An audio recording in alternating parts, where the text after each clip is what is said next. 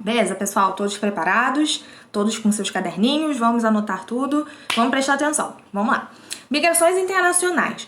A gente consegue dividir, basicamente, as migrações históricas tradicionais, principalmente marcadas por esse momento aqui, ó, o período das grandes navegações, que vai estar dentro do período mais ou menos do século XVI, entre o século XVI e o século XVIII, onde a gente tem o grande protagonismo, né, dos europeus, né, o Império Europeu, né, os diversos impérios na Europa, que tinham uma grande articulação, né, para mandar, né, emitir pessoas no descobrimento de novas terras, né.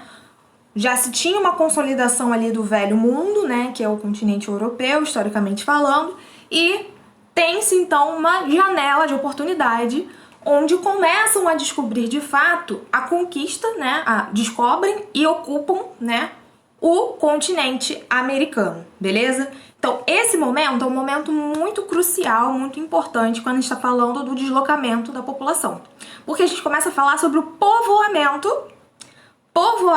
tá? Ou seja, eu tô levando as pessoas e ocupando e transformando esse espaço, tá?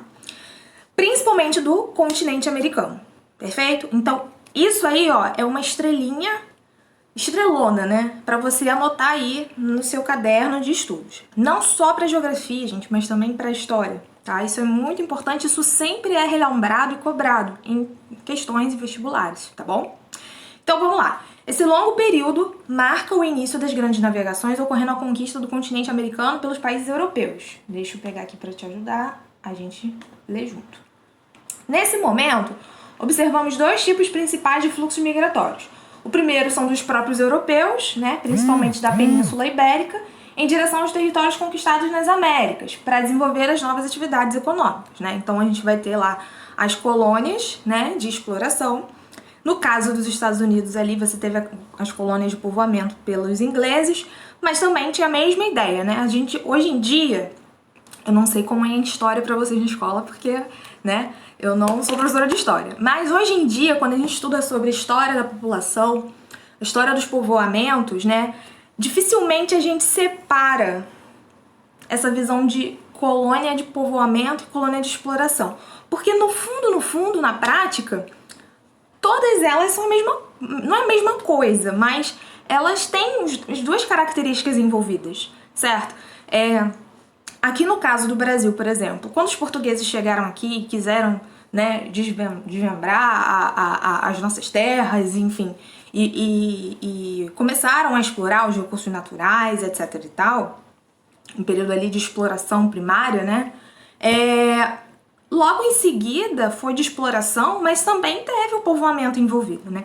Tanto que é exatamente essa a nossa história como identidade de população, né? Nós somos um povo miscigenado. Nós tivemos sim também um povoamento muito importante de portugueses, de holandeses, de espanhóis, tá? Franceses. Depois a gente vai vendo, né? Que vai, aos poucos, vai mudando. Mas nesse contexto aqui das grandes navegações, você também, de certa forma, teve essa miscigenação, né? No caso agora que a gente vai falar aqui também, ó, dos povos africanos também, né? Então é isso que eu tô querendo chamar a atenção para vocês aqui. O primeiro destaque dos europeus e também com relação à chegada dos africanos, que no caso foi uma migração compulsória, uma migração forçada, né? Os africanos não planejaram vir para as Américas, né? Não, era escravidão. Então, migração compulsória, tá? Então também teve esse fluxo importante que foram levados para trabalharem nas atividades econômicas, como mineração, agricultura, né, desenvolvida nas colônias americanas. Então, só voltando aqui o que eu estava falando, né, as colônias de povoamento, elas também, de certa forma, foram exploradas economicamente, né? Talvez não tanto da forma muito agressiva como foram da América Latina, né? Mas os Estados Unidos também sofreu com relação à exploração também, né? De pessoas. Então, esse discurso, né, de colônia de povoamento, colônia de exploração, aqui pra gente na geografia não faz muito sentido. Eu não sei pra vocês lá na história, provavelmente sim, porque isso já é antigo, né? Mas enfim, o que importa aqui? Que você reconheça o que você conhece da história aplicando ao espaço geográfico, aos mapas, beleza? Então, esse mapinha tem que estar mais ou menos na sua cabeça, beleza? Migrações históricas. Eu sempre vou ficar indo e voltando com texto e com mapa para você entender e associar o que eu tô falando, beleza? Então, ó, vamos lá. O que a gente falou aqui de migrações históricas? A gente falou que tinha, principalmente, né, nessas grandes navegações, a população europeia ocupando, ó, as Américas, beleza? Tranquilo. América do Norte, América do Sul também, ó, América Central também, beleza? E aqui, ó, embaixo na legenda, deixa eu ver aqui, aqui tá melhor para eu ler. Ó, principais fluxos migratórios mundiais e suas motivações.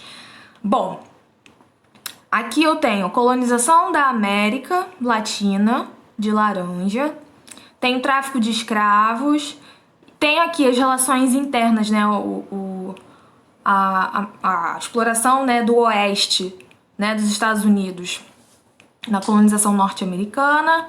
Temos aqui, no caso, a colonização russa, já é mais recente, século XIX e século XX. E a fuga de guerras e regimes políticos entre o século XIX e o século XX que a gente vai falar, mas calma aí, tá? Então, só pra você ver, o que a gente falou, né, naquele conteúdo? Que a gente tem os europeus ocupando as Américas e também, ó, os africanos, tá? Também vindo trabalhar, né, de forma compulsória nas Américas, beleza? Esse é um dos grandes fluxos que você precisa entender e reconhecer. Outro fluxo importante, já é um processo mais relativamente recente, né, pensando na escala temporal da história, tá? Século XIX até a década de 50, né, a gente já teve grandes mudanças, né, nas relações de monarquia, de império, né? A gente já teve uma mudança, não só aqui no caso do Brasil, mas no mundo também, né? Então, no século XIX, nós já temos ideias mais liberais, mais presentes, né? De uma liberdade maior das pessoas. Mas, lembrando que a gente também não tinha condições técnicas, né? E monetárias, né? Como nós temos hoje no mundo pós-globalização, tá? Então, eu quero que você entenda isso. Um período bem inicial histórico das grandes navegações. Esse período aqui que a gente tá falando, que é o século XIX, do século XIX, as mudanças que vão ter nas revoluções industriais, que vão melhorar as condições de vida da população, etc e tal, até o século XX, que vão ter as principais guerras, tá? E aí é legal que você lembre lá do nosso gráfico de transição demográfica. Lembram? Né? Quando que tinha uma explosão demográfica?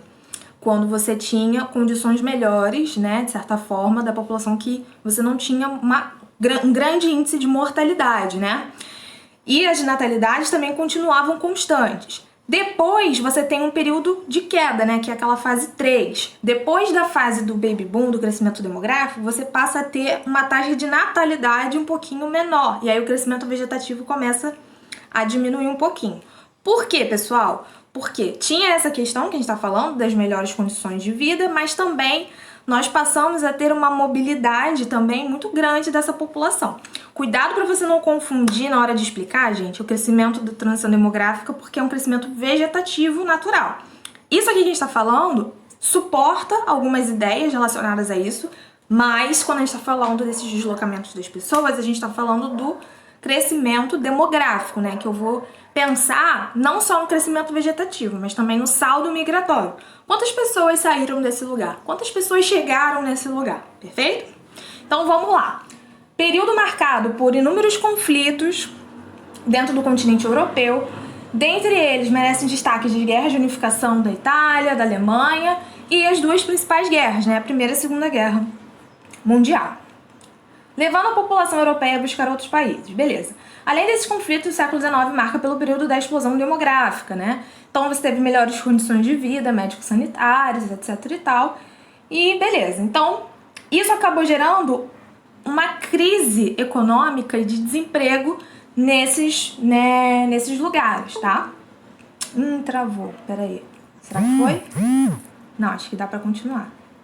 Dá pra continuar. Travou aqui pra mim. Mas vou continuar aqui falando com vocês.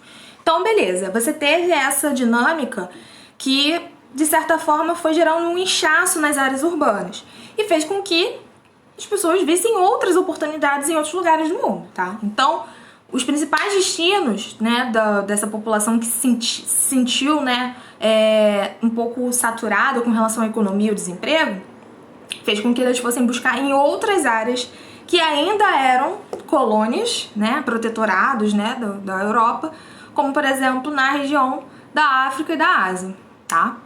Além disso, também foram buscar, de certa forma, uma salvação econômica também em lugares onde tinha uma maior oportunidade, que geralmente estava atrelada às áreas de grandes extensões territoriais ou de grande população, de pouca população, né, com escassez de população. Então, Estados Unidos, Brasil, Austrália, Argentina, né, não são lugares extremamente pobres, são lugares que tinham oportunidades a oferecer, então esses europeus também, né, nesse período do século XIX até a década de 50, a gente vai ter uma grande imigração europeia. Travou aqui o meu slide, gente, mas eu vou reiniciar no próximo vídeo um mapinha pra gente olhar de novo essas dinâmicas que a gente tá falando, beleza? Senão a gente vai demorar muito aqui se eu parar e voltar, beleza? Então, vamos lá, no próximo vídeo vamos voltar então para o nosso mapinha dos fluxos históricos pra você ver isso aqui que eu tô falando, beleza? Bora lá então.